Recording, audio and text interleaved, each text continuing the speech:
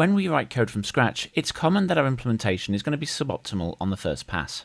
I do it all the time, and that's because I'm focusing on getting something working as quickly as possible. In this one, I'll walk through a common problem in real code and show how I go about fixing it, decoupling our packages or modules from the apps we are writing. Tight coupling shows itself when our package uses code from our app or other packages specific to it, or vice versa. This works, but it makes it impossible to build a collection of code we can reuse to solve problems faster in the future. In this diagram, you can see the problem. The provider is an ugly web of chains across the package boundary. We need to break these chains, but first we need to find them all. I would normally draw the diagram in my head, but you really don't want to go there. It's all messy and dark, so in this case I use plant.uml. I drew this by going through the provider files looking for imports from outside the package, but also working out what couldn't be controlled from outside, such as something as fundamental as picking the underlying database implementation and where the business logic calls are defined. You have to be able to control these from outside the package, or it's effectively unusable in other projects. This diagram shows the high-level structure we're aiming for. As you can see, it's now a much cleaner flow and not a web. But we have to start somewhere, so let's start by externalizing the connection setup. If we look at the provider's file and dependencies, we can see that I have a singleton to get the current data provider.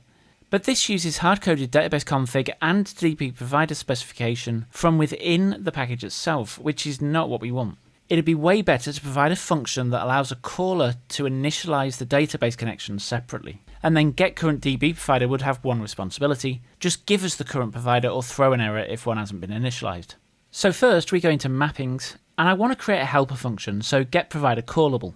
This will get the callable function to create the right provider given the name, and if the name doesn't exist, it'll throw an error, just like we wanted. Over to the providers file now, and we're adding initDB provider that will do the initialization, and we're stripping a lot of stuff out of getCurrentDB provider, and if it's not initialized, we'll raise a runtime error. The database config object currently resides in base. That just seems a bit weird from an import perspective, so I'm going to create a new file called connection settings and move everything over.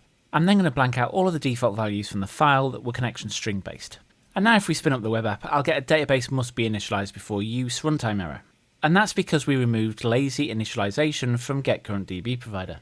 So let's fix that. First I need to do some imports, and then I'm going to set up a database connection string, and then we're going to initialize the provider with Postgres and the DB connection. Obviously you would have these values coming from a config file and not being hard coded in the app. I'm only doing this for speed, and I'll fix it off camera later. Okay, so let's give it a quick test, and you can see my test channel data is coming back. Now that the provider is being passed in and not being assumed by the database provider, we can delete the config file from dependencies. Now if we take a look back at our diagram, it's looking way cleaner already.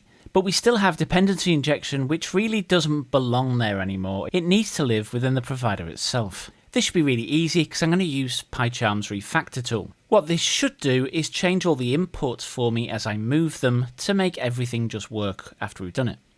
So all I'm doing here is moving the files in and then clicking refactor.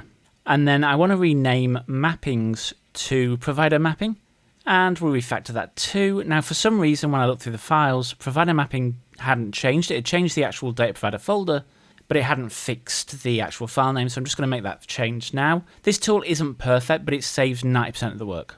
And if we test the web app again, you can see that I got results. And now we can delete the core dependencies folder, as there's really nothing in those anymore. So let's look at where we are now from the diagram perspective. You can see that we're very clean now, apart from business providers is declared within the data provider. And that's never going to be the case. The data provider just provides the abstraction. The business providers themselves should be outside of that folder. And this again, using the refactor tool, should be dead simple. So first, create a new package called data access. And then I'm just going to drag the files from provider into there, clicking refactor. And I'll go in now to the data providers folder and delete the provider's package. Okay, so let's test it and hopefully everything runs. And it does perfectly. Refactoring to decouple your code is never a waste of time. Less is more. The fewer dependencies, the less brittle your code will be. If you're more disciplined than I, you'll never need this. If not, add a decoupling pass before you go live. If you don't, it'll take you longer in the long run when you need to change the code 2 years from now to add a new endpoint. Once you've got it clean, keep on top of it. That's my process for decoupling packages. What you can do now with this package is take it out, put it in its own repo, and then install it back into here. If you're not sure how to do that and want to, I've got you covered. The video top left will show you how to set up a package for sharing through Git, and then how to actually pip install it. And with that, thanks for watching, and I'll catch you on the next one.